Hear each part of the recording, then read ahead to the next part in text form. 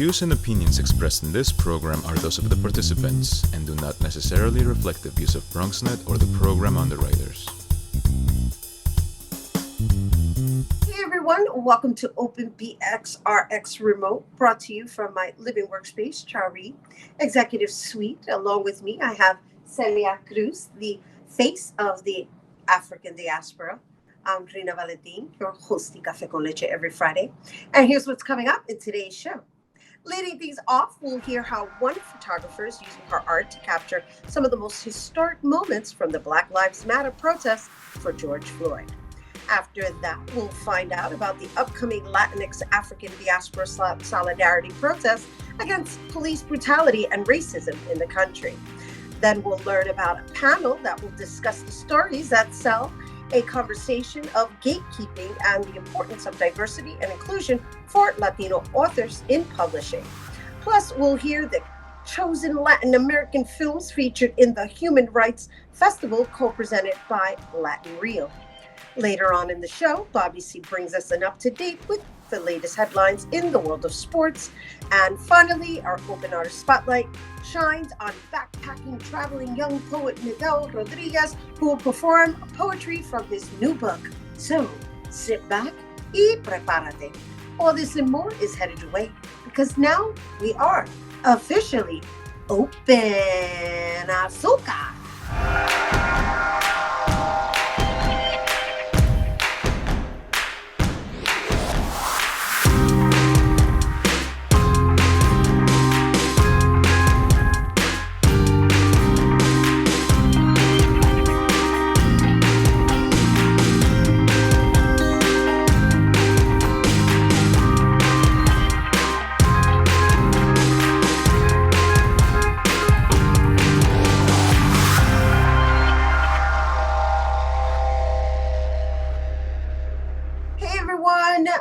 Welcome to Open. I'm Rhina Valentin, your hosting Café con Leche for the next hour, encouraging you to get social with us online.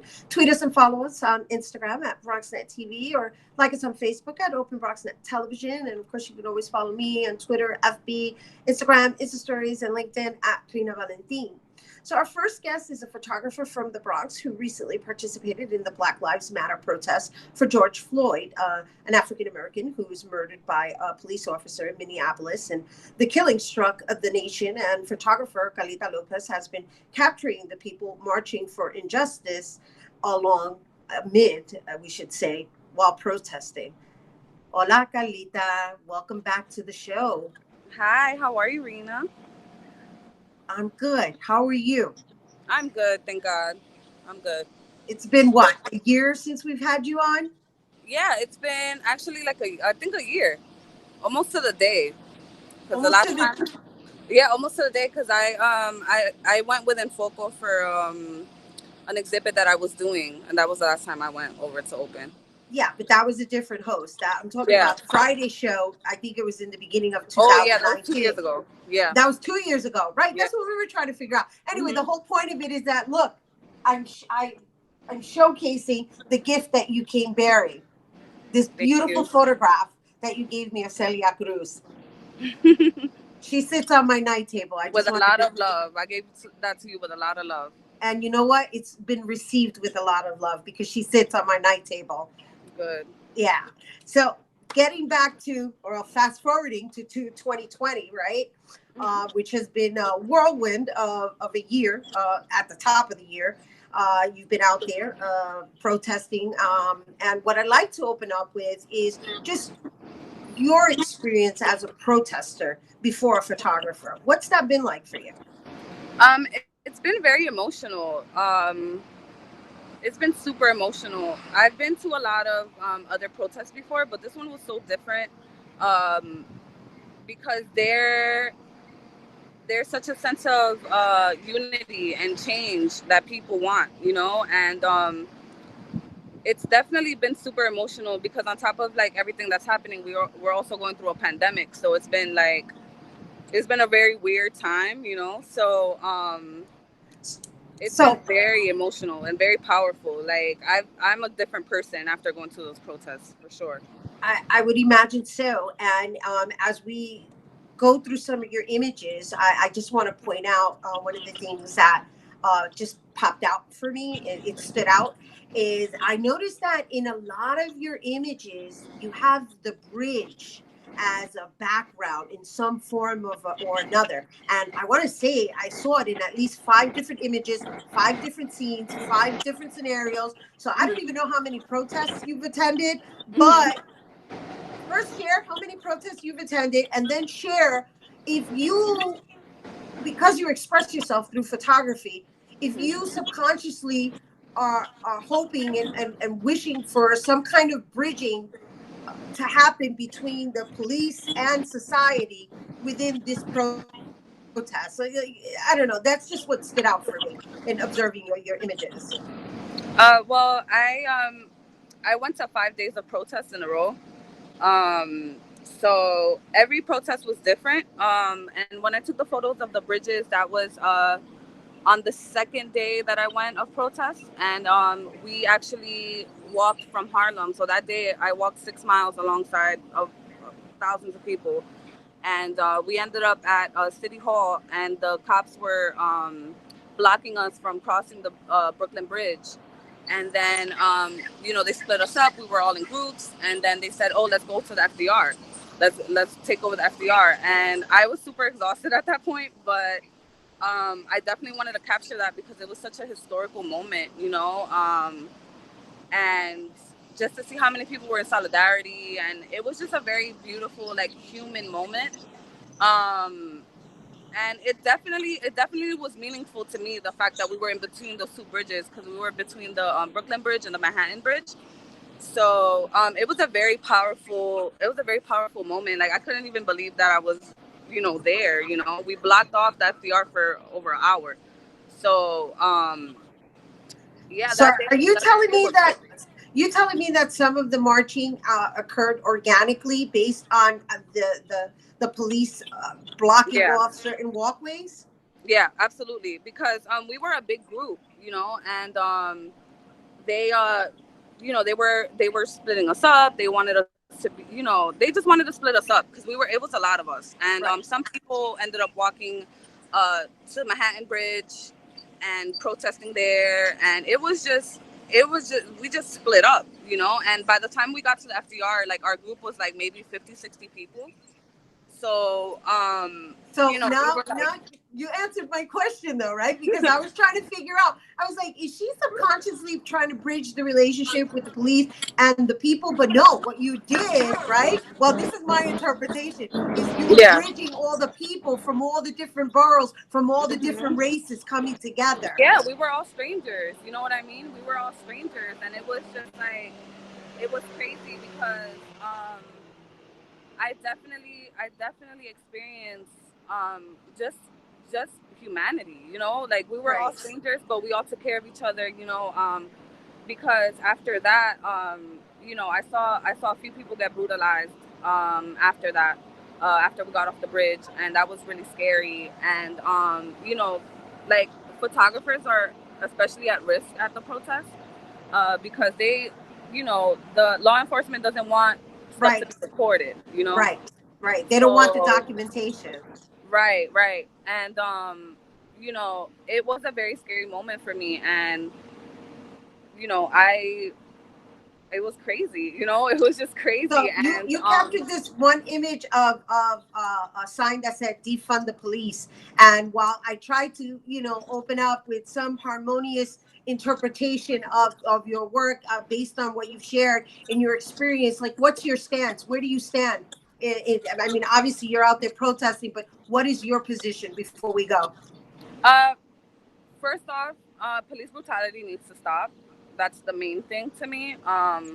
Definitely, with the NYPD being defunded, I'm in agreement, because a lot of, like, education is defunded. Like, we have no arts programs. Right. You know what I mean? And that's a lot of money that they could use for the community. You know what I mean? Not only for the community, for the next generation. Not only for the community, for the next generation. Right. And also, it's like, you're spending all this money on equipment.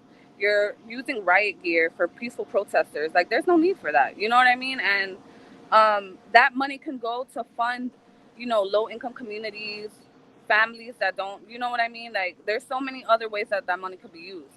So I'm definitely in agreement of the NYPD getting defunded, for sure. Got it. Well, thank Yeah. you for sharing that Of course. and not only sharing it, documenting it. And I can't say this with enough. I look forward to seeing your exhibition once Thank all you. of this is over. Yeah, it's in the works. I definitely want to I definitely, you know, once COVID is over, I definitely want to have an exhibit. And I definitely want to save these photos, because these photos are so important. And it's not just me, it's so many other photographers of color that are creating this narrative for good, you know what I mean? And we're creating our own narrative, and we're creating our own story, you know? So it's really Absolutely. an honor. It's really an honor, and it's really exactly, and that's it's amazing. It's amazing. Like, I've been doing photography for 5 years, and all right. Well, I've shot a lot of stuff, you know, so it's wonderful. It's awesome, and I'm really I'm proud of you, and I thank you for bringing it here to our viewers. And again, we look forward to seeing more of your work. Yes. Especially, you know, once this is all over, and for you guys to view more of her photography and or photographs from the protest, go to Carlita's Instagram at Carlitas with an underscore way, and check her out on Carlita Lopez Images.com. We have to take a quick break, but when we return, we'll hear about the Latino community, how they're coming up together to be a stand against police brutality as well as racism. Hey everyone, welcome back to our remote version of Open. So in the wake of George Floyd's death, people of all races and ethnicities have joined together to protest against racial injustice and inequities within the Black and Brown communities. This upcoming Sunday, people from all walks of the Latino community will march in solidarity with Black people and highlight the common struggles of African Americans, Latinx, and those of African diaspora. And joining us to tell us more, we welcome Baruch College historian and host of It's a Good Day on WBAI, Rhina Fernandez, and First Spanish United Methodist Church, the People's Church, Pastor Dorliman Lebron Malave. Hello, ladies, and welcome.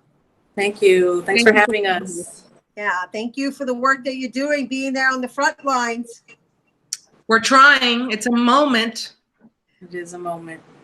Well, it is something that we all need to kind of capitalize in the sense of coming together and operating as a united force. And so I think this is very important. I think what is being coordinated, and I know it's kind of being coordinated really quickly and fast and last minute, for lack of a better word, but you know, it's a protest. And so from what I understand, this protest is going to have different stops along the way. Perhaps, Johanna, you want to walk us through the, I guess the premise of the march, because it has its own like significance in the places that it's walking and the people that are being invoked along the way. Can you talk a little bit about that? Well, I think part of what we want to do is to uphold and raise up this long-standing, complicated relationship between Latinos, the Latinx community, among them Latinos of African descent, and the Black American community. We only know about the divisions, but there is a beautiful history of Black and Brown people coming together, fighting around common cause. We share in cities across the country and here in New York City the same housing situation. We are both super exploited people who keep the city running. We are both more likely to be infected and die from COVID-19. And we live and listen to the same music. So there's a very tight common cause that we need to amplify in this moment. At some point, you have to say, it's time to fight against the abuse. And Black and Brown people have been killed by the police. We have immigrants from Latin America disproportionately being abused by ICE, for example. And this is a moment in which one of the biggest contradictions in American society, which is anti-Black oppression, Right. the oppression against Black people, is inspiring all of us to tap deep into our deepest humanity and saying enough is enough. So that's really the spirit of the march. And we are starting at the Audubon Ballroom, which is also a place where Don Pedro Albizu Campos, the father of Puerto Rican nationalism, spoke when it was the San Juan Ballroom. And it's also the heart of the Dominican community. So, and we're headed to East Harlem, through Harlem, and East Harlem, previously a Puerto Rican community, is now a community filled with people from South America and people who migrated here from Mexico. So that's the essence. We want to bring together our people to fight against the terror of the police and to say basta ya, and to figure out how are we going to remake our society so that it amplifies and speaks to the highest aspiration of working people, of people of color, of Black and brown. Right. And you alluded to it concluding in East Harlem. And we also have with us the pastor of the People's Church, Dorlimar Lebron Malave. And so, the People's Church has a history of being a support factor in anything related to protesting. I mean, back from the Young Lords days. And you're fairly young. So let's talk a little bit about how you were born into this. Well, I went to school at City College, and I think that was where I was reborn to a certain sense, right? As far as seeing myself as an actor in history through this history of the Young Lords. This church in particular is close to my heart, close to my family. I have a history of my family who migrated to El Barrio in the 40s and 50s when all the Puerto Ricans were coming in around that time. An uncle who was heavily a member of the church.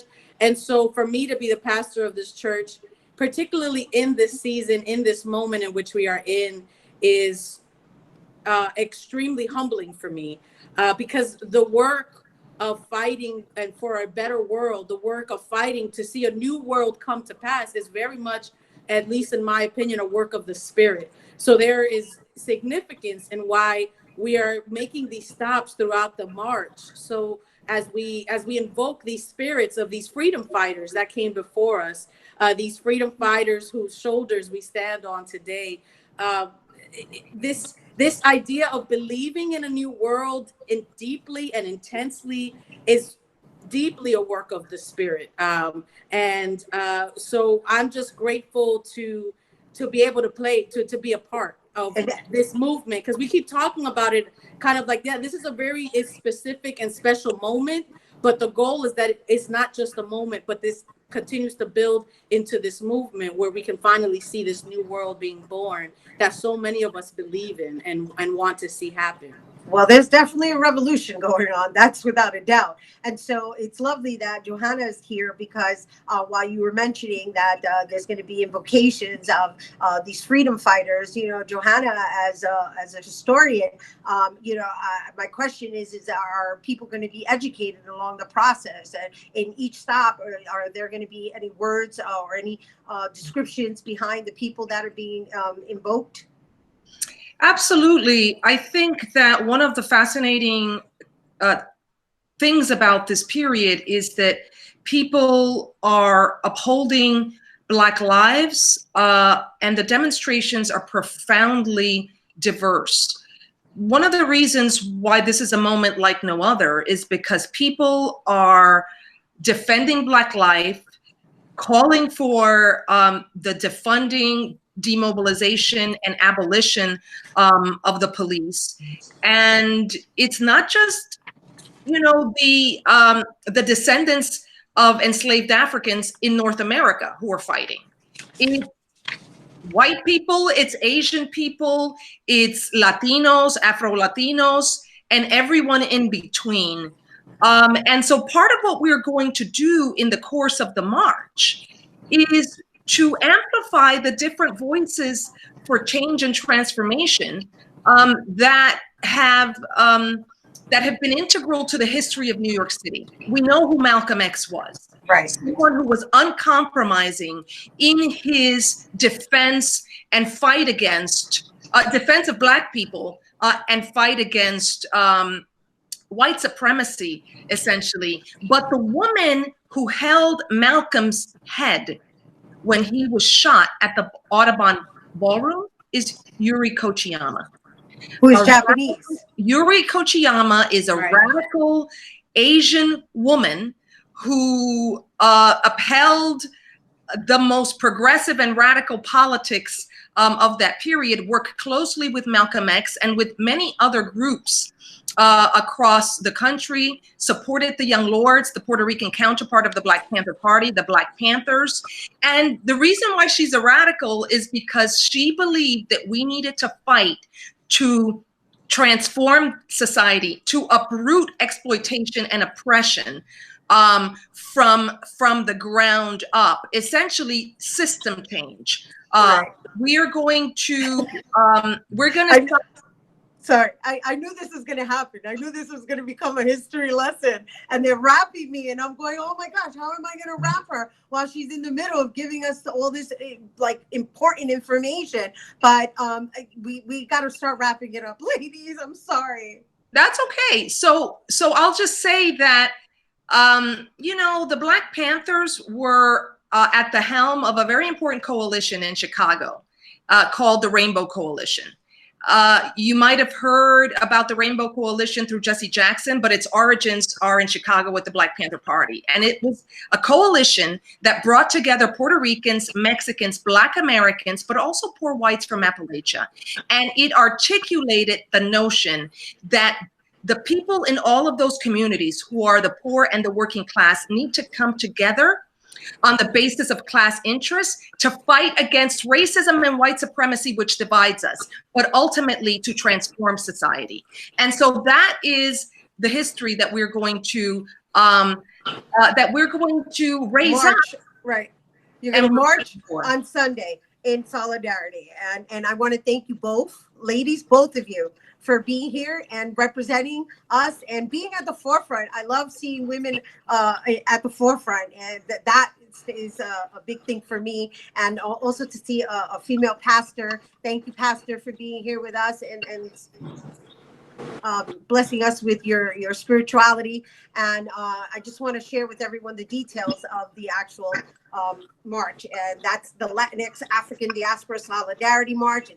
It's in Harlem, and everybody's going to gather at Mitchell Square Park at 1 o'clock on Broadway between 167th and 166th. They're going to march through Harlem and conclude at the People's Church, which is 163 East 111th Street on Lexington Avenue.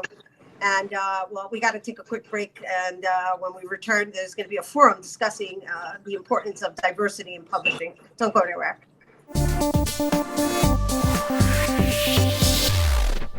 Hey everyone, welcome back to Open Remote. So diversity is needed within many sectors of within every sector of every industry, including publishing.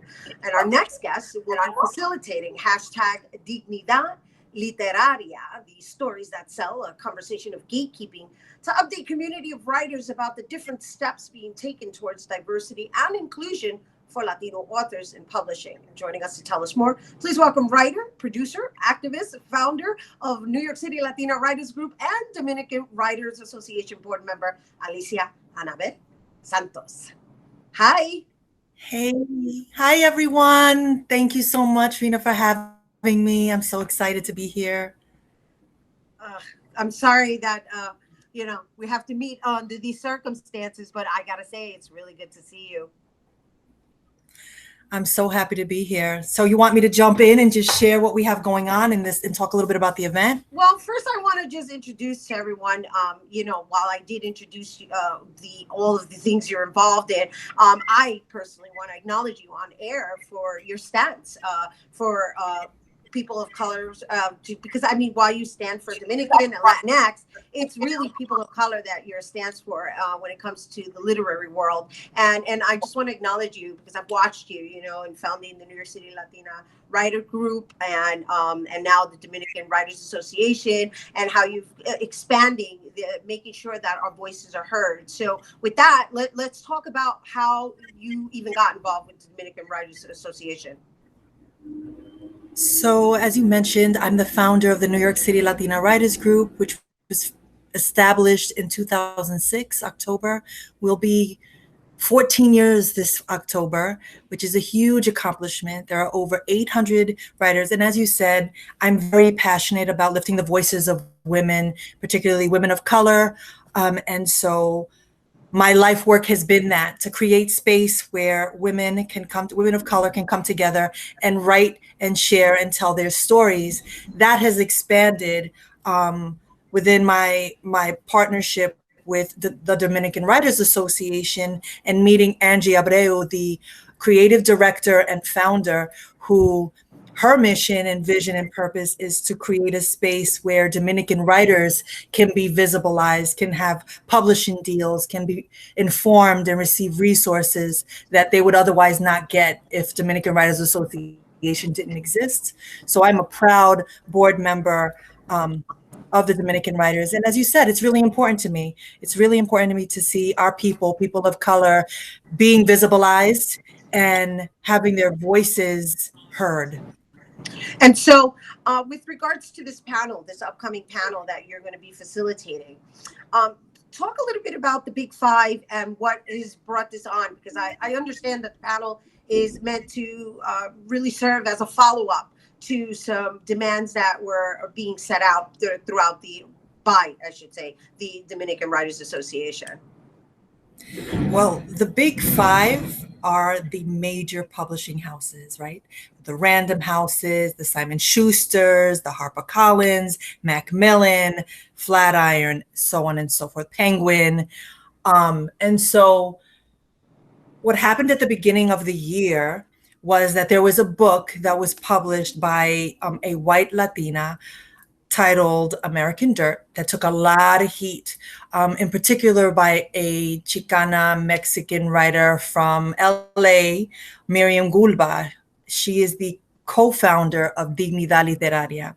She wrote an incredibly compelling and powerful piece, a critical review of the writing.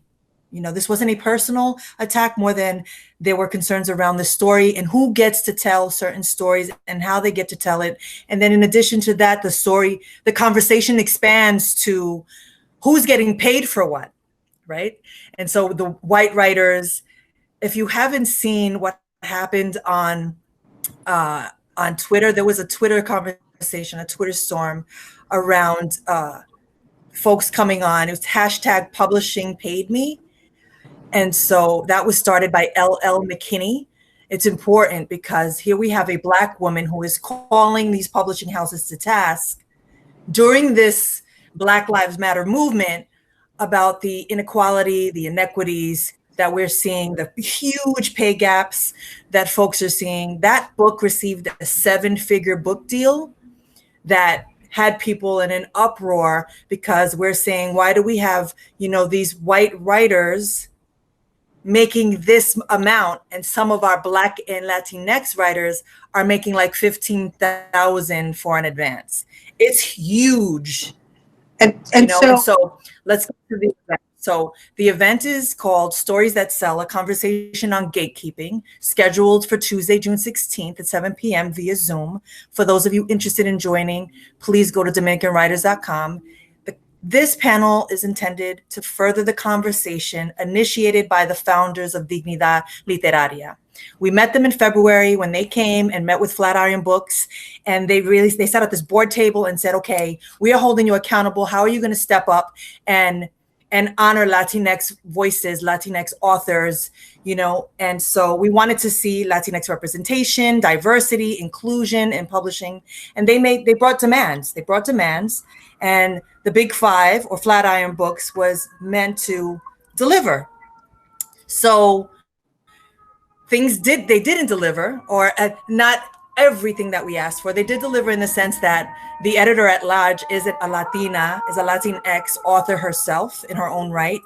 Her name is Naxieli Nieto at Flatiron Books. So we're excited because at the table next week is Miriam Gulwa, Dignidad Literaria, David Bowles, Dignidad Literaria, Roberto Lovato, also, these are the three co-founders of Dignidad, Anisa Polanco, the associate editor of diversity and inclusion at Penguin Random House, and Danny Vasquez, assistant editor at Macmillan.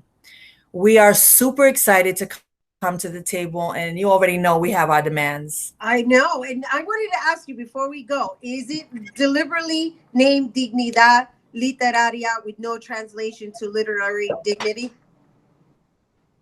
Yes, it is literary dignity. We want a commitment. We want them to put their money where their mouth is. We want equity for Latinx and Black writers. We want them to know that we're here. We're not invisible. We want them to understand that representation absolutely matters. So we want to see them promoting the works of Dominican writers, Caribbean writers, Central and South American writers. That matters. We want equity. We want dignity.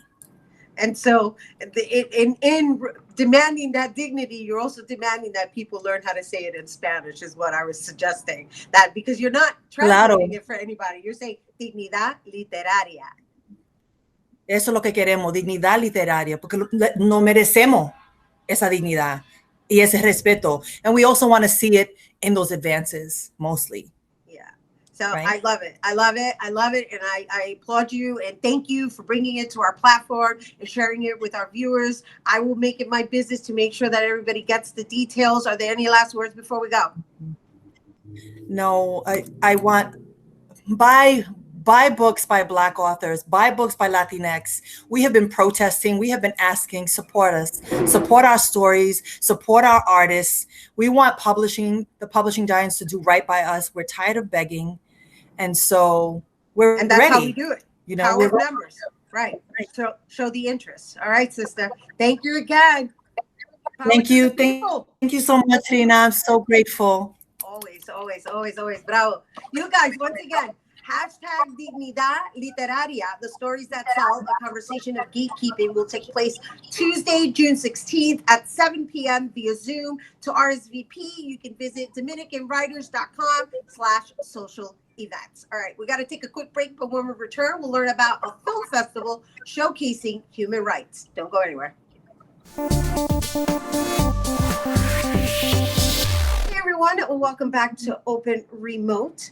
The Human Rights Film Festival showcases diverse films and topics, and this year Latin Reel has partnered with the Human Rights Watch Film Festival to co-present the Latin American titles. Joining us to tell us more, we welcome Latin Reel Executive Director Jesus Hernandez and Maxima Director Claudia Sparrow.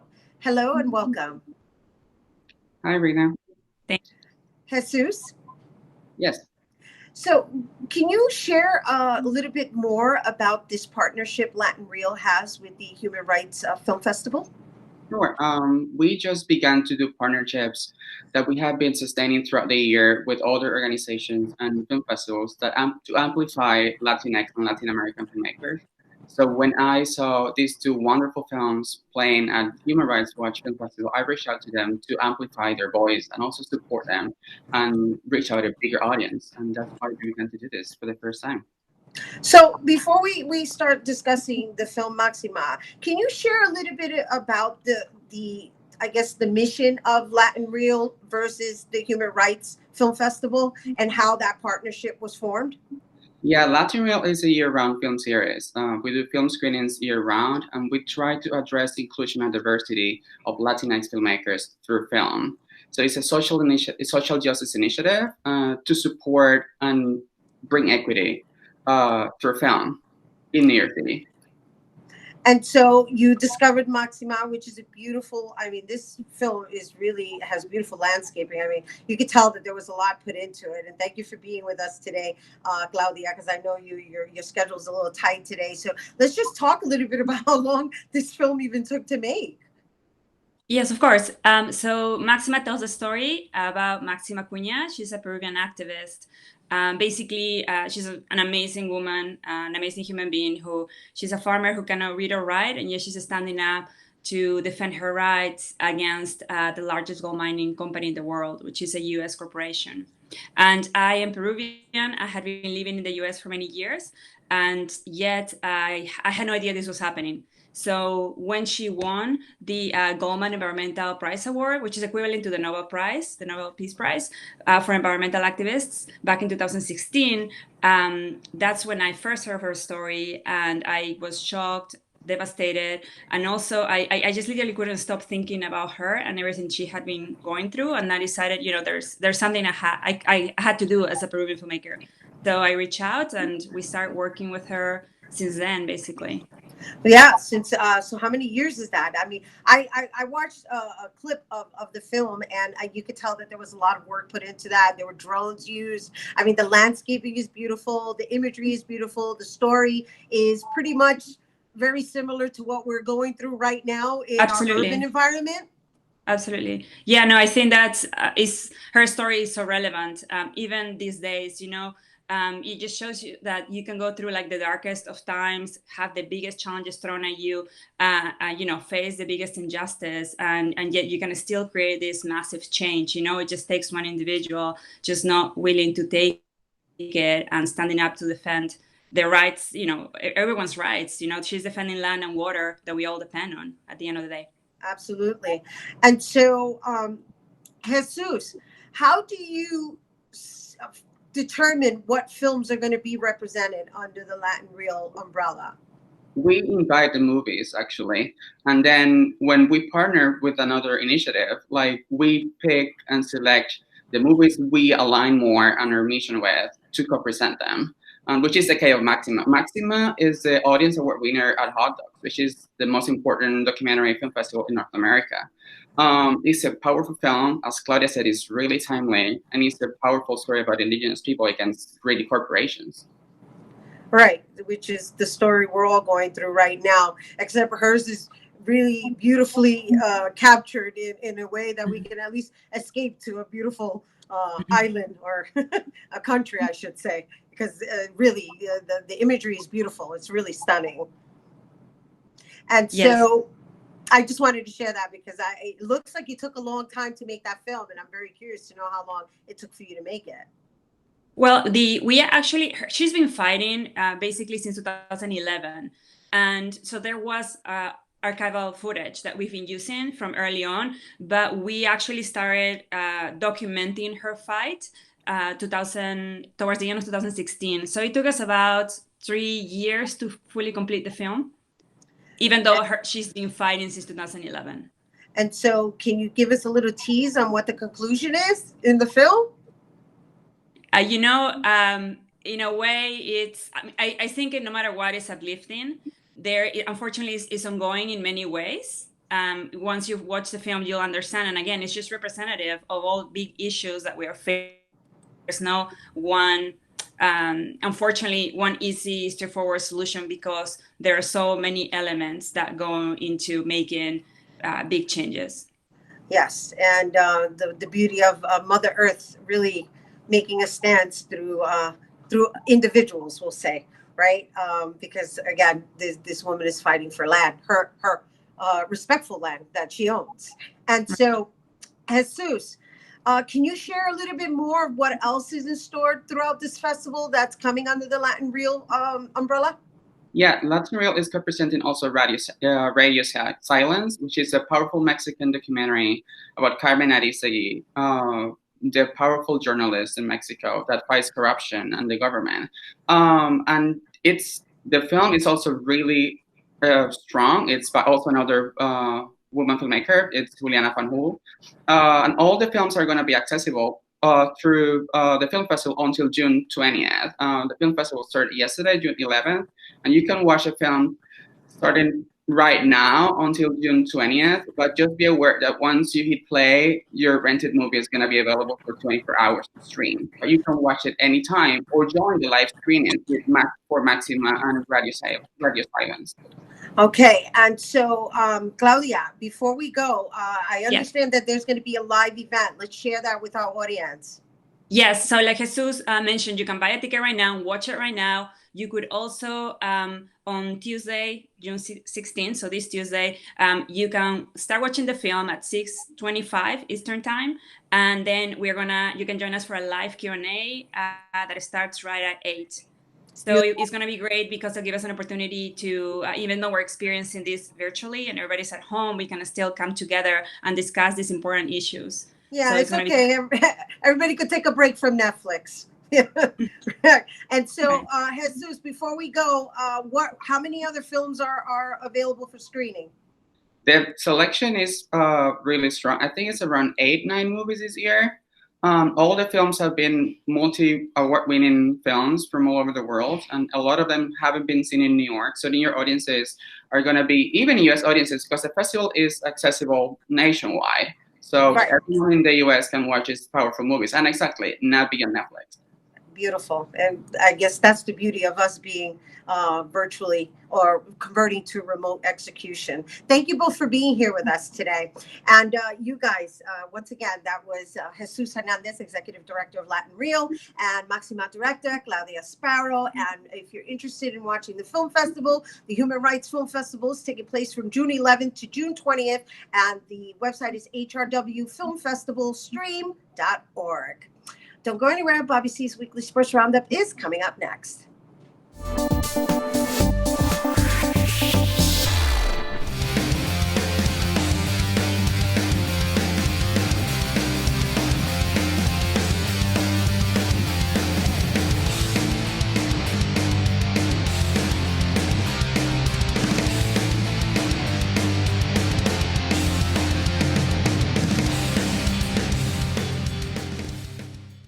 All right, sports fans have a real special treat here today. An actual Harlem Globetrotter with us, Max Pierce. Max, how's it going? I'm good, man. I'm good. How are you? I'm doing great, man. Of course, you've always been a longtime friend of the show and to myself as well. And I'm so proud of you and so happy to see everything that you're doing in the world today. And again, most people, I think, on socials know you, of course, from dunking a basketball. But I think that your new career has taken you to a lot of different places and new heights. Tell us a little bit about what it's like to be a Harlem Globetrotter. Oh my goodness, I don't even know where to start. I mean, prior to playing for the Globetrotters, I had done maybe a little bit of traveling, but even the total amount of traveling that I did, it wasn't at the frequency that I am now. So I think that in itself was quite an adjustment for me. I remember at one point I went from Las Vegas to Moscow to Latvia to Norway to Miami back to New York consecutively. And I got bronchitis from the different air qualities from being in such different locations. And so, yeah, just the adjustment to the traveling and then the different kind of treatment and, just the ability to really reach people in a way that I wasn't able to before. That's probably my favorite thing about it. Now, the Globetrotters, of course, known for entertaining people near and far and the youth and communities. But I think the message for the Globetrotters, of course, goes well beyond basketball. Yeah. One of our aliases is Ambassadors of Goodwill. And I think that it's really cool and unique to the Globetrotters because no matter where we play, whether it's in Berlin or Australia or right here in the US, we get that same reception from the people that watch us. So that smile is the one common thing, regardless of whatever language is being spoken in that country. And so I think that having the ability to bring those smiles, regardless of what the people are going through outside of that game, is really special for us. You've been able to accomplish other things too away from basketball. I know you're using the profile of being a basketball star kind of to carry over, but you have a non-for-profit organization, and I was hoping that you could tell the people here in the Bronx what that's all about. Sure. So the name of it is called the Finance Organization. And basically what we look to do is prepare student athletes for the transition out of their athletic career and into the next phase of life. So whether that's another job or transitioning from being an athlete to the corporate side of their sport. There's so many different nuances within that transition, but the fact of the matter is it's really plaguing the athletic community because there are so many athletes that get to the end of their sport and they're like stuck. They're like, okay, I don't know what to do now. So that's what we're aiming to do, is basically to just prepare them for that moment so that they're ready. You know, Max, I would love to get your perspective too, because as a young Black star in the world today, you know, I think the question, especially from those that are trying to kind of get involved with the conversation and the dialogue, is what is it like to be a young African American male, and what does someone have to do that might not understand the conversation in order to affect change? Yeah, first of all, I really appreciate this question. I guess the first step for true change is for white people to just be open-minded and listen with the intent of understanding. I think a lot of the times there are good-hearted people out there that want to listen, but the second that they hear the term white privilege, they lock up and get defensive because they associate white privilege with having bad moral character, and that's not the case. White privilege just comes from being born as a white person in America, and you're reaping the benefits of the systematically biased structure that we have.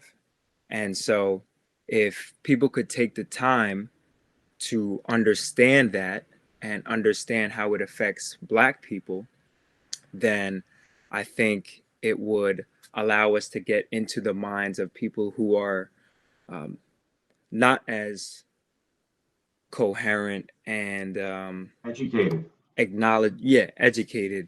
on what is going on right now. So I mean, there's so many layers to it, and it can be really difficult to unpack. But for starters, self-education is what needs to happen, you know, for Black people and for white people. Of course. You know, I would say the more things change, the more things stay the same. You know, to look at some of these icons more recently this past week, you know, someone like Bill Russell or Kareem Abdul-Jabbar, to have to continue to come out. I mean, we're talking about decades after the protests of the 60s. And a lot of the subject matter that went on decades ago is still happening now. And maybe there's, you know, to some degree, you can make an argument, Max, that maybe there has been no change in decades that have happened since. Because when you look at a pro athlete like Torrey Hunter to come out on social media this week and say, from my rookie year to my final year in the major leagues, when I went to places like Boston, they used the N-word. And I think what's even more crazy in terms of a conversation is that he's going to go and say that it wasn't just the adults that were using the word, it was children too. Yeah. I mean, that's remarkable. Yeah, it's and that's certainly something that's still prominent today. I went live on my Instagram about 3.5 weeks ago, and I was called the N-word like 20 times in a row, and I just had to act like I didn't see it and just remove that person from the live while continuing to speak about what I wanted to speak about. And then, you know, just scrolling on Twitter, I see videos of altercations between a Black person and a white person, and the white person gets so upset that they feel like the only way that they can take a deep dig or a deep stab at that Black person is to use that ultimate triggering word, which is the N-word. And it just shows your true colors. So it's very difficult to deal with. Max, I mean, it's incredible too that the climate is like that still, like I said, currently today. And unfortunate because, you know, you look at someone like yourself, not just doing big things in terms of athletics, but trying to do the right thing by people. And I think that should be what the message is, regardless of color, sex, no matter who you are, where you're from. It should be about trying to have impact on people. It hasn't just been about athletics. I think that your message of trying to help communities and help other people is really what this is all about. Yeah, for sure. I appreciate that acknowledgement. it's, I think the other challenge with this society right now is that there are good people out there who are just products of this society. And sometimes being a product of the society, especially for white people, if you, again, are uneducated, you're just doing what you were taught. And so the challenge for a lot of us is, for in the case like maybe Drew Brees, like there have been constant there have been so many people vouching for his character, and I think that his comments on Colin Kaepernick and kneeling for the flag are in a lot of ways inconsiderate, but I don't know that I would say Drew Brees is necessarily a bad person just for that. And so that's where it kind of dices everything up, because it's very hard to separate someone of good character with the horrific teachings of this 400 years worth of systemic racism. Max, you might be young, but you are well beyond your years, my man. You are very much a Harlem Globetrotter, and I'm so happy again, so proud of you that you're out there spreading the message of peace and love to people, because that's what we should all be doing right now. Yeah. Thanks for taking the time with us today. Thank you guys so much. Appreciate you, man. Hey everyone, welcome back. This week's Open Artist Spotlight features a Puerto Rican Filipino Bronx native who travels the world to find inspiration for his poetry. His book, Ways of Being, captures his experience as he travels the world to find the learnings of love, joy, resistance, and himself. Joining us to tell us more, we welcome author and poet Miguel Rodriguez. Well, Hey. hello, hopeless romantic Miguel Rodriguez. How's it going? I'm good. As good as can be during I hear these that. particular times, and that was just something refreshing for me, right? Because when I think of you, and I think of your writing, I think of you traveling, and I think of you exploring, and I think of you really stepping outside of what we are raised in as an environment to really get the sense of who you are as a human being, which is what's being challenged right now during this pandemic and the protests. And Right. so just share a little bit about like where you are now having these restrictions. Yeah, I think that, it's interesting about the journey we call life. I think that there are multiple stops on this journey, and this is just one of those stops. And this stop might be a little bit longer than we expected, and it might have a couple of different layers. Right now, I've just been utilizing this time to sort of hone in on my skills as a poet, but also just being very active and being a part of the many demonstrations happening in New York City, especially demonstrations in the Bronx. And then just being okay with that, being okay with like certain parts of my life stopping and certain parts of my life changing, and just like living day to day with those things. So how many demonstrations have you participated in? I participated in 4. Well, technically, if I started on one day and it went past midnight, that counts as 2 days. But Got it. about 4. 2 in Brooklyn, 1 in Manhattan, and 1 in the Bronx. You weren't part of that Bloody Thursday protest, were you? I was there. I was physically there. Oh my gosh. What was that like? It's such a weird duality, because apparently on my Facebook, there was like a sergeant from the NYPD who was in charge, I guess, of like in making sure people were safe that night. And many of my friends were arrested and pepper sprayed, and like videos of people being pushed to the ground. I mean, I've seen everything from a pregnant woman getting punched in the face. Oh my to gosh.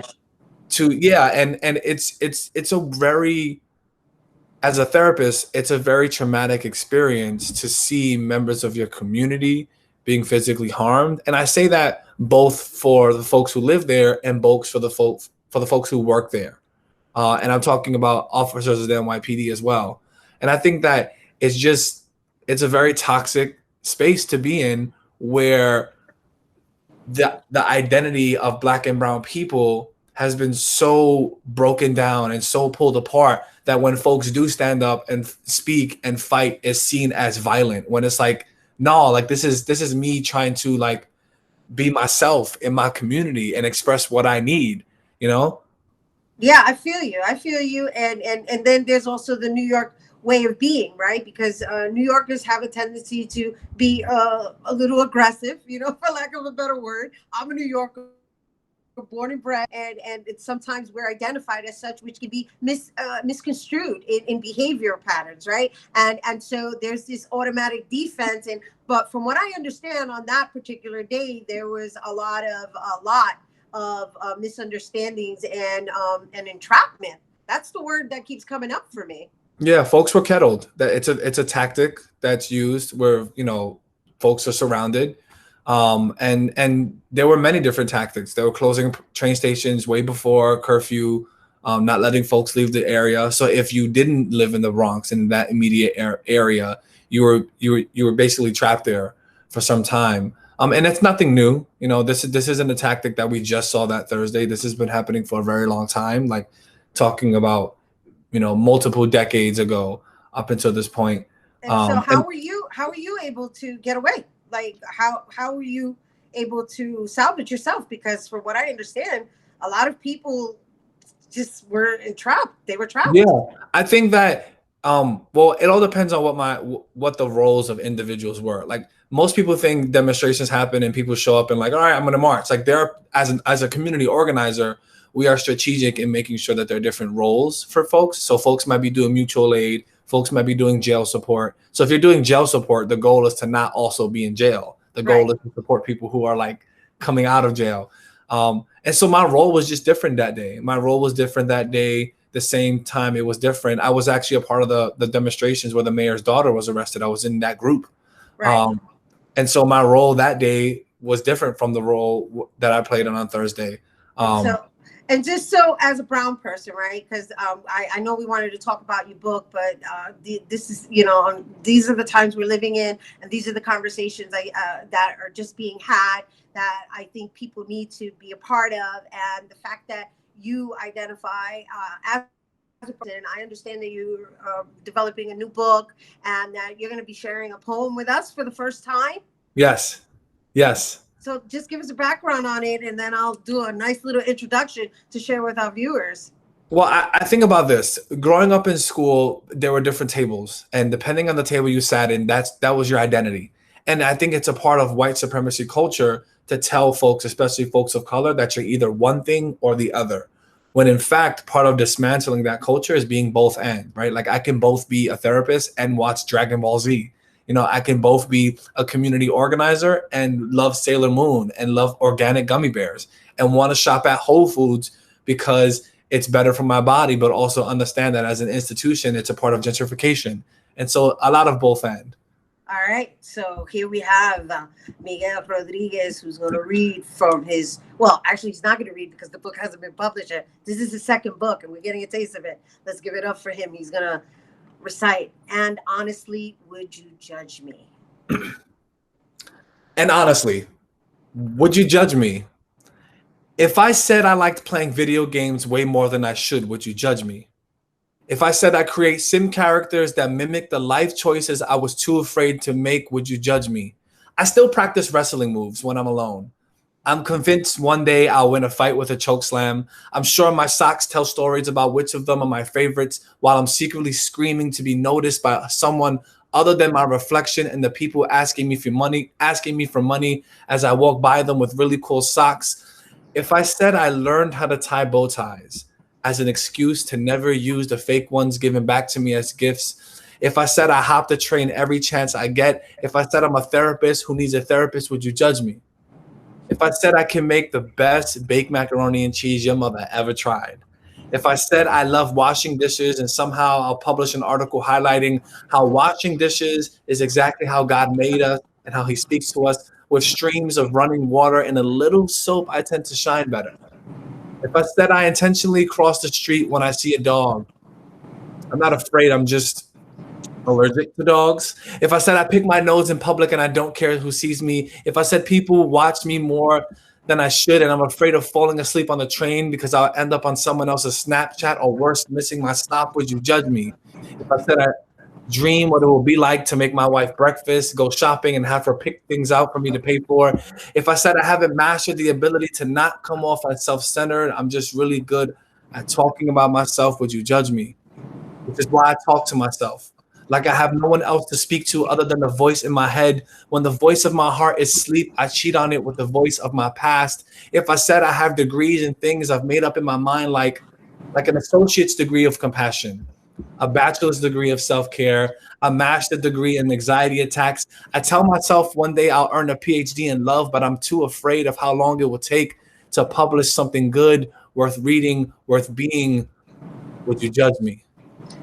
Woo! I'm about to call you Dr. Miguel Rodriguez. You should, because I'm doing my dissertation. I'm actually a doctoral student, so I'll be Dr. Miguel Rodriguez in a couple years. There you go. Congratulations. Good luck with that. And you guys, for more on Miguel Rodriguez and his poetry book, The Ways of Being, check out his website, timewithmiguel.com. And you can check him out on IG at miraculous_hope. That is our show today, mi gente. Thanks to all our guests for coming through, and to you for tuning in. If you missed any part of the show, you can check out the Recablecast tonight, 24 hours a day, at bronxnet.tv. I'm Rhina Valentin. May the universe provide paz, prosperity, y amor, power to the people.